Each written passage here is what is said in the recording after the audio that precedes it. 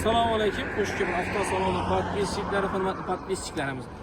Sizlarga sport mashina reklama o'tib o'tamiz. Sport 2014-yilda ishlab chiqarilgan ideal holatda 3-pozitsiya. Mashinamizda 4 ta balon qo'yilgan. Bahasi ham qiziqarli bahada. 70 million so'm pul bo'lsa berib beramiz. Xolasangiz avtokredit, xolasangiz barter beramiz. Mashinamiz yurgan probegi 220 ming kilometr tutdi. Mashinamiz ilik ekan. Mashinamizga 5 rullar qo'yilgan, monitorlar qo'yilgan, hamma o'zi qo'yilgan, kilit hozir ichibdi. Hamma o'zi tayyor ekan. Mashinamiz bolalar ham yangi qo'yilgan ekan.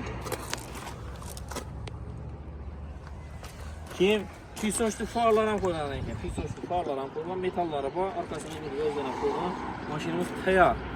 Buni xolasangiz avtokredit, bu xolasangiz barter variant ham bor. Buni qiziqqanlar aloqaga chiqinglar 99lik 549 59 99 telefonlarga kirib kelaversa, yetmaydi, hatto 10 mingdan durib beramiz. Bolalarga rahmat, sog' bo'linglar, voy bo'linglar.